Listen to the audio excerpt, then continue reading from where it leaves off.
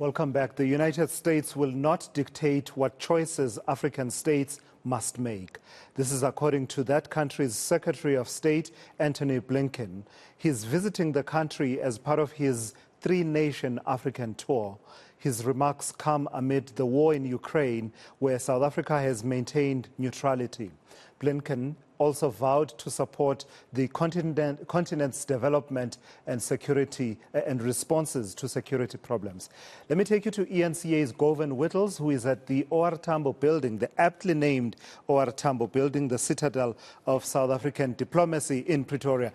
Govan, this was a big speech by Antony Blinken in that it is meant to outline the policy and strategy of the United States towards sub-Saharan Africa, after a period of a lull in terms of the esteem that relationship has enjoyed in the last few years. What came out of that speech?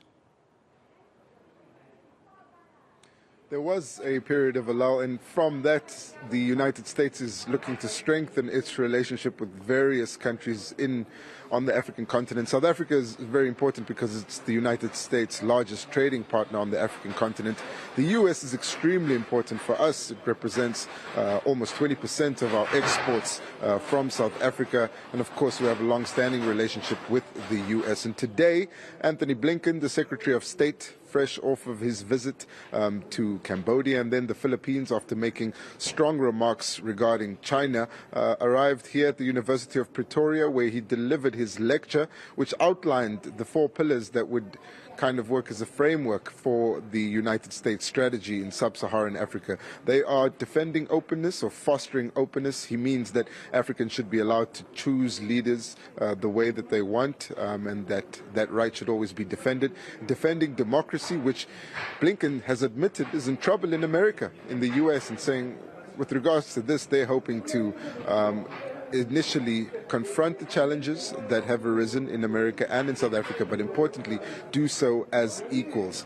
Some of the other priorities include creating broad-based economic opportunities. He's careful here to mention initiatives that have already been started by African companies that the U.S. is ready to support, and that's really been the overriding arc of his address here, the fact that the U.S. wants to work with Africans and not tell them what to do. And then, of course, the fourth one, it was bound to feature prominently, and it has been a prominent feature of the Biden administration. It's building resilient responses to climate change. And Blinken warning that what we saw happening in Durban with the floods is likely to continue at twice the rate going forward. And we'll speak to one of the experts here at the University of Pretoria about his remarks and how they were received. But before we do that, let's listen to the U.S. Secretary of State and what he had to say about the U.S.'s sub-Saharan strategy. Working with African partners to fulfill the promise of democracy. The overwhelming majority of people across Africa prefer democracy to any other form of government. Even greater majorities oppose the authoritarian alternatives to democracy. More than 70% reject military rule. More than 80% reject one-man rule, according to the Africa-based polling organization Afrobarometer. African citizens want democracy. That is clear. The question is whether African governments can make democracy deliver by improving the lives of their citizens in tangible ways. That is a challenge that is not unique to Africa. It's one facing democracies in every part of the world, including the United States. And it's a problem that won't be fixed by maintaining the same approach. So, here's what we'll do differently. We won't treat democracy as an area where Africa has problems and the United States has solutions. We recognize that our democracies face common challenges, which we need to tackle together as equals, alongside other governments, civil society, and citizens. That was the spirit that animated the 100 countries that came together for the Summit for Democracy President Biden hosted last December. It will drive the African Leaders Summit that the United States will host this December for the first time since 2014.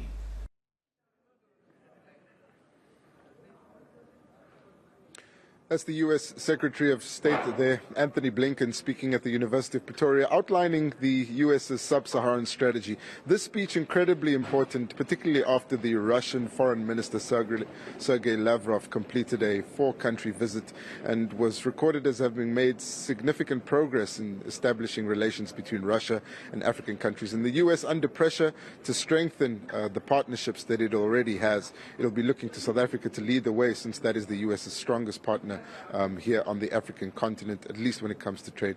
And joining us now is Professor Christopher eNCA. He's the director of the African Center for the Study of the United States. Professor eNCA, thank you so much for your time. Let's just get your general takeaway from the speech. It outlined the U.S.'s strategy for sub-Saharan Africa. It had some detail, but not a lot of it. What do you make of it? Well, yeah, like you said, some detail, not a lot of it. It's true, that's what's expected at this level of, communication from a top-level diplomat like the Secretary of State of the United States.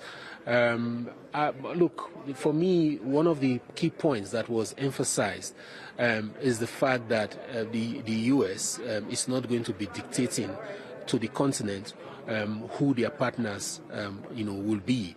That we do have agency. They recognize our agency to be able to determine for ourselves what our development path would be, and also to be able to decide for ourselves who to collaborate with, who to partner with, and also, the recognition that Africa contributes, significantly to solving global problems.